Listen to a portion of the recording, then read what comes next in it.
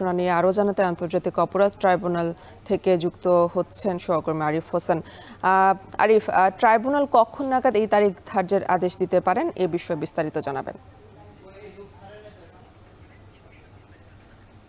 এরই আর কিছুক্ষণের মধ্যেই শুরু হতে যাচ্ছে ট্রাইব্যুনাল, কারণ এই বিচার কাজ প্রক্রিয়া আপনি নিশ্চয়ই জানেন, মানবতা বিরোধী অপরাধে শেখ হাসিনা, আসাদুজ্জামান কামাল এবং সাবেক আইজিপি আবদুল্লাহ আল মামুন এই তিনজনের বিরুদ্ধে অভিযোগ গঠন হয়েছিল। যদি মানবতা বিরোধী অপরাধের দায় স্বীকার করে ইতিমধ্যেই আবদুল্লাহ আল মামুন, যিনি রাজসাক্ষী হয়েছেন, এবং তিনি বলেছেন যে 5 আগস্টের আগে যেইভাবে বিরোধী দল মত দমনের যেই প্রক্রিয়া ছিল, সেক্ষেত্রে এটি মানবতা বিরোধী অপরাধ এবং পুলিশ স্বপ্রণোদিত হয়ে শেখ হাসিনা এবং আসাদুজ্জামান কামালের নির্দেশে বিভিন্ন সময় বাংলাদেশের ছাত্র জনতার উপরে তারা হামলা চালিয়েছে, গুলি করেছে এবং হত্যা করেছে, এমনটা দায় স্বীকার করে নিয়েছেন। যদিও এ বিষয়ে যেই পক্ষের আইনজীবী, অর্থাৎ শেখ হাসিনার পক্ষের যে আইনজীবী ছিলেন রাষ্ট্রপক্ষ নিয়োজিত, সেই আইনজীবী বলছেন আবদুল্লাহ আল মামুন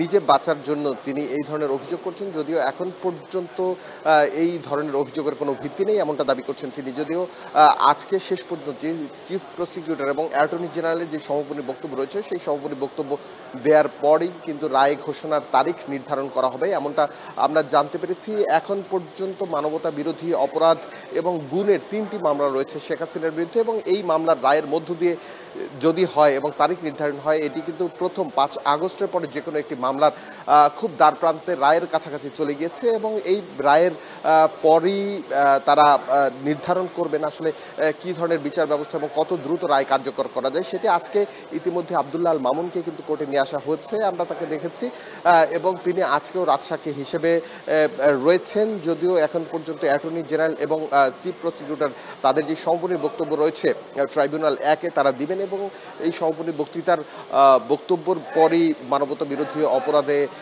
রায়ের দিন ধার্য করবে আদালত। এখন অপেক্ষা দেখার যে কতক্ষণ নাগাদ তারা তাদের সমাপনী বক্তব্য যেটি রয়েছে সেটি শেষ করতে পারেন। আমরা এই মুহূর্তে অপেক্ষা করছি। আমরা দেখেছি এখানে ইতিমধ্যে কোর্টে নিয়ে আসা হয়েছে হাসানুল হক ইনুকেও। তিনিও একটি কুষ্টিয়ার 6 যজ্ঞে হত্যার একটি মামলা রয়েছে, যেটি মানবতা বিরোধী অপরাধের অভিযোগে এই ট্রাইব্যুনালে আনা হয়েছে, সেই মামলার তিনি আসামি, তিনিও এখানে রয়েছেন। এখন পর্যন্ত আমরা যারা কোর্ট সূত্র রয়েছে তাদের সাথে কথা বলে যে বিষয়টি জানতে পেরেছি, সেটি সমাপনী বক্তব্য অ্যাটর্নি জেনারেল এবং চিফ প্রসিকিউটর দেওয়ার পরই এই মামলার রায় নির্ধারণ হবে। কবে নাগাদ হবে সে বিষয়টি নিশ্চয়ই সংবাদ সম্মেলন এবং আদালতের রায়ের পরে বলা যাবে। অ্যানি।